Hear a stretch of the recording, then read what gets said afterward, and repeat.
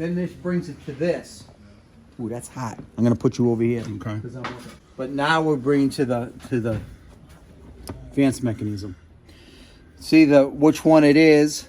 We're gonna say it's for the bike, but there are different ones. And then the other thing, the way it goes on, again, so we can kind of confirm stuff that we want to make sure we don't have a fit. The cams look all right, nothing terrible, but what you would do, and you can see the little divot, I don't know if you can see it in there, where this fits. See that little round in there? Yes. So that's what it indicates on this. And I mean, of course it'll be in place, but we can kind of just give it the test fit that it does. And you're right, it has a little bit of it, but that's got to be free. And there it is locating for us. Yeah, and the little pin slot. See, it has a little bit of play on it. So what you'll do when you do this is you kind of hold it back like that and tighten it. And then if for some reason you're doing it, you couldn't get enough advanced out of the points, you might undo it and then load it the other way. That's very little. But that's good news. It has a little ridge there, which we'll just knock down. Okay. But we with like the 3M pad? Or I think it's just a little bit on the outside, probably from that tap on the floor. You know, the springs, and we have two different sizes. And you can see the physical size on it, two different part numbers. But you can see that one's a bigger spring than that one, right? So yeah, so that's the 11 millimeter and that's the 9. Right. And so now it's a matter if you can kind of look and identify them. And it's hard to say right then if one's bigger or smaller, but we're going to disassemble this to clean it all. And you'll see, because that doesn't look too bad. Yeah, I could 3M that, but then you'll see on this, when you take this apart, how much funk can be inside. Yeah. And we didn't bead blast that. I just ran that through the parts sink. Right. No, I don't mind, because I'm kind of worried. Like when we have it apart, we can consider bleed blasting, but we might just brush it. Okay. And you can see all the funk that's in there. These two pieces should be interchangeable, but as far as they only can fit on one way and they can do it on both sides. Right. Only the springs are different. So now we have the back side of the springs, and it's hard to look at it if you can tell the difference in the springs. I think we're going to take them off even just to. So what you want to do now is just sort of pop them off. They take a little bit. There's one, and let's look at this other one. Yeah, you can see all the funk on that one. Okay. So if you, so that one on that side, that one on that side, and that's the two, that's the way they were. So that looks like the short one, and that looks like the long one. Yeah, and I think, the short one is on this side. All right, that's the other thing. I'm surprised it doesn't tell us. Like when I look at the parts fiche. So it looks like the long one goes on the side with the stop. It's funny because the long, I guess they are, right, the side with the stop. But I think what we're going to tell us, because see these springs as far as length, I don't know. Close. This is, yeah. The other thing is what I'm looking at, there are the different length, but the coils too. So these two springs are the same coming off. And we have two different ones here because there were two different ones to order. But we'll see. The manual to put it back, I'm not worried, or the Barrington will tell us what side to go on. Because we have a short or a long side, right, because of the stop. Right. And the stop and everything. The other thing is that, so there's our centrifugal, that's it. And this is the other thing that we want to be free. You can already see how funky that stuff is. Yeah. And so now we'll take these apart. Are they E-clips? Yeah, they're just little clips like that. Yeah, little tiny E-clips. Yeah, and then you can see this will come off. But cleaning that all up, getting it nice and shiny. There's a spacer or something. Oh yeah, so there is a spacer there on the bottom of it. A little shim that kind of runs on. And you'll see this other side too. Yeah, that makes sense. That way it's not scraping against the back of the plate. Right, exactly, yep. How long do you think you've had that little screwdriver? Ooh, a long time. It's worn. Yeah, it's one of the most tools. I mean, over the years I'll get another one, but it gets used a lot. It stays in my pocket. And all that built up gunk makes it hard to get in the slot to get it out. Outside, I think. Yeah, and that's a typical spot. That's a designated shortcut. Oh, you but you can see the funk that's on there. Yeah. And that's our number. We might check with that and not lose stuff, because lots of times, like, we could see Did it have a spacer underneath it? It should have, and it's probably stayed with it. Yeah, there it is, right? Okay. I think what we'll probably do is that, because this is steel, and we don't necessarily need to take the coating off it with the glass beading. Right. So we're going to give it a good cleaning this way and in the sink and get it all cleaned up. And then we can sort of brush these other parts. And then we can see about if we're kind of confident where we want the springs to go.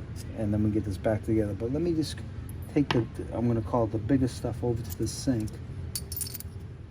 Give And this a rinse. we'll skip the sink cleaning part again because Yeah. it's not interesting. Much later. So we can kind of piece it together. And this is the advanced mechanism we're Right, working so on now. we have new springs for it. Tiny springs. 2 springs 11 there, millimeters long. and there's the 2. And these ones are 2 different numbers, yeah. Yeah, so we need the one that I got from Max. Well, these are both, one small, but these are both for me and me. You Right. think one of you got from Max? Yeah, because my Advance is a later one that has 2 11 millimeter springs on it instead of an 11 and a 9. All right, here's the other one. So That's the way I had to order the... So 2 are the same, which would be that. Yep. All right, that'll make it easier because we know they're both the same, right? So they're both 171s. I thought you'd done a bunch of these, Jinx. No, I've done the later ones. You were pretty confident when you took it apart. I know it's the Wayback Machine. No, 2 I don't months even ago. I don't remember. that. That's the main reason why I make videos of stuff and take pictures, is so that I remember how it goes back together. Yeah, It's a lot of tiny little pieces, isn't it? you can see the little posts. Kind of what the Advanced is. And the one end of the spring holds that post on the other side, right? All right. Look at that, the whole gang's working. Yeah, that looks right. And then the bolt goes in from the back. Yep. Bolt goes through to the post holder. We just got to figure out which way we put this. Box.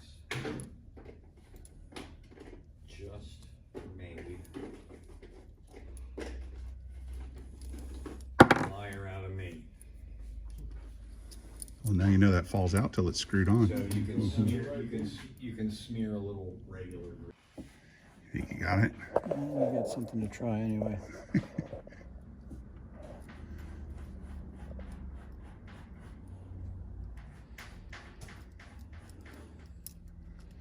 Oh, right, because it's that other part that has the threads in it that the Yeah, bolt goes that's- into. That's the easy one to find because you know that's got a thread into that at some point.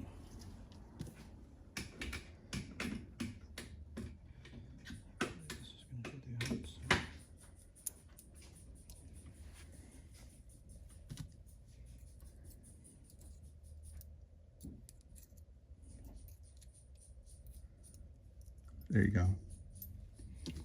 And from this side.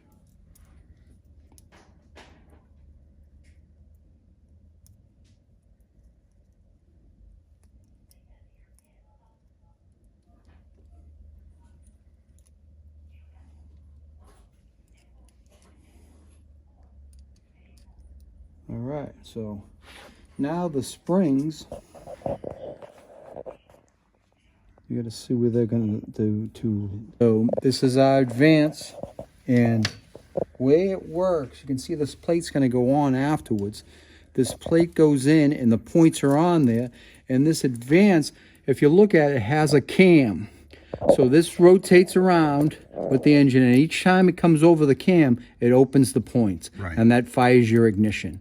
So that's your Advance. The other thing the Advance does is, like the name implies, it advances the ignition. So as the engine speed is up and the speed increases, this centrifugally goes out, and you can see it rotates the cam to a different position. It sure does. So that's your ignition advancing. So faster, and this changes the ignition timing for you. No digital No. allowed. Nope, and there's some controlling it where it is, and I'm going to verify it with my timing light where I run it, and then you can, if you didn't like it, it wasn't getting to it, you can maybe advance the stop a little bit or change it a little bit just to see where it goes. But it usually does a job because it's not a real tricky job that it has to do. It just kind of flings right out there and gets it done. And what was the hard part about putting that back together? So it's a $3 watch, as you call it. There's lots of parts to remember to back, but that's a huge difference when you disassemble it all the way to clean it, because it'll get gummed up a little bit. So now it's completely, I'll put a little bit of lube on that, so now it's completely cleaned and ready to go back. So we'll just put a little lube on the pivots. What kind of lube is that you're using? Just this power lube. This is light oil, Okay. just to get in there, because we don't want that binding up. That's where it would bind, and then the points of the cam's going to get a little grease on it as it opens the points. But that's a sort of a different situation. Yeah, and then it's that little arm on the points plate that greases the lobes. Exactly, that puts grease on that. So what we're looking at now is that we're going to pop this on, And if you can see, we want to see that it fits, and it does. But what we got to get it on is if you see that little keyway right there, right? Yeah, there's a little, it almost looks like a defect at the end of the rotor. So that's the timing mark. And then it's hard to see in here. I don't know if you can see it in there. There's a little bump. It'd be, let me see. It'd be right at about 12 o'clock here. So right at the top inside. Yeah. So that's what you're gonna locate that on. And so what you want to do is put this on. We can kind of know where that mark is, and then we're gonna just slide this down, and then we're looking for it to locate. To seat. Yeah. Yeah. There it goes. See, it went all the way down, and I can now. It turns everything. See there's no gap. Exactly. So it fills up. The other thing this allows you to do is to time your rotor one more time. Because see, the rotor went all the way over there, so that's where we want the rotor. Right. So now we can pull it in, and we're going to tighten it in, and that'll draw the rotor tight onto the end of the cam. We're going to review now, but we what we'll call statically have everything timed. Right. So you have the rotor timed, you have it at the S mark. Now we have to tighten it up, and that'll give us our baseline. And then we're ready to put points on. Because we haven't put the points on yet, but this should just set it, I guess. This makes sense because it's just going to set the rotor. Because see, that's still kind of floating there. Yeah. But we haven't put our points in our hull mechanism in the back. But I guess this is why you do this, is just to set that down.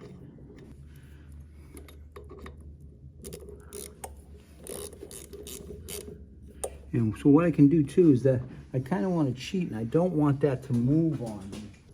Does that one turn the flywheel? Yeah, this will turn. So this does it by the cam. Oh, okay. And because it's all connected. Right, there's gears that connect that. So that's tight enough for now. Okay. And then we'll just, what we want to do is, we're going in, we want to see if we can, see it'll tighten a little bit, and now it's turning the engine. It sure, oh, I heard that. So that's just the compression of the engine blowing out, right? No spark or anything. But what we can do too now at this point is we want to check our little hash mark as we come. And we'll have two of them, but we want to see that come up. We just went past one. Here it comes. Is that it? I can see it coming. It's by this little tab. Oh yeah, there it is. So it's a big old notch, right? Yeah. So there it is, and OT in the window there. So that's not what we want. Let me see if this thing moved that much. I don't know if it just has to be one. It has moved that much on us. We don't like that. We want that kind of lined up. So what we want to do is we must have rotated the engine. We want to see if we can get that to be the rotor to be lined up on it. But it shouldn't be that bad to do because we can kind of, I think it might be pushed down now. So we might need the extractor to kind of pop it off again. Okay. Won't the extractor pull the rotor off? Yeah, we got to take the rotor's not. Yeah, the rotor's not where we want to be really. It's too far off. So when the points plate is kind of on there now, that's easier to position the rotor because you can move the rotor. See, the one thing we'd want to see now is that if we could possibly see, here's the S mark, and then we just want to see where our thing is. It's pretty close. Is it? It looks dead on from the side. Now I'm not looking at it from the front. No, that's right. So let's just check that again now. So that's dead on, and we want to go to the next one. I think we might be wrong the engine the wrong way, but that's all right. And that's OT. Yeah, see, that's the thing. You got to make sure you get it dead. That's not dead. So that's how difference it is. You got to get that thing in. We had it up there. Small difference. Right. So we are good. Okay. So let's see though, because I think what we have to do now is, I know we have to pop it off to get our the points on. Right. But now the rotor's set. The rotor's set, correct.